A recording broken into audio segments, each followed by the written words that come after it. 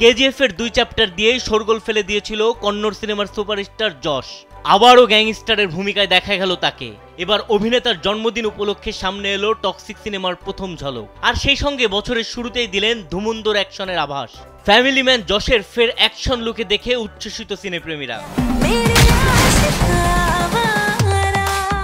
বুধবার অভিনেতা যশের জন্মদিনে উপহার স্বরূপ অনুরাগীদের সামনে আনা হয় যশের toxic a fairy tale for grown up সিনেমার প্রথম ঝলক। এটি ভক্তদের জন্য ছিল একটি অসাধারণ চমক। কেভিএন প্রযোজনা সংস্থার পক্ষ থেকে আসা এই ঝলকে যশকে সাদা রঙের স্যুট, মাথায় টুপি, ঠোঁটে সিগার নিয়ে একটি ক্যাসিনোতে প্রবেশ করতে দেখা যায়। সেখানে সুন্দরীকে কোলে বসিয়ে শ্যাম্পেন স্নান করাতে দেখা গেল তারকাকে। এরপর উল্লাসের দৃশ্য। কেজিএফ 2 ছবির পর টক্সিক হবে যশের কামব্যাক ফিল্ম, তাই এই ছবির প্রতি মানুষের প্রত্যাশা অনেক বেশি। লম্বা দাড়ি, কানের দুল এবং দারুণ স্টাইলিশ লুকে যদিও যশের চেহারা খুব বেশি পরিবর্তন আনেনি, তবে যশের নতুন স্টাইল, অভিনয় এবং চরিত্র এই ছবিকে একেবারে আলাদা একটি উচ্চতায় নিয়ে যাবে বলে সবার ধারণা।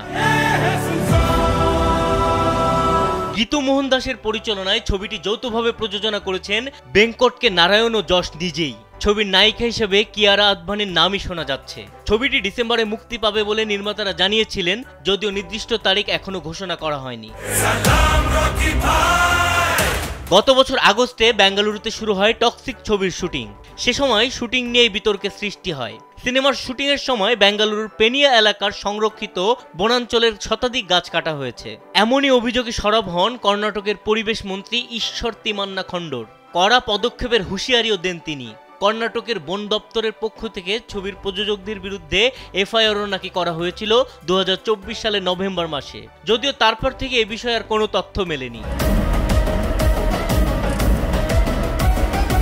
বিনোদন ডেস্ক, কালবেলা।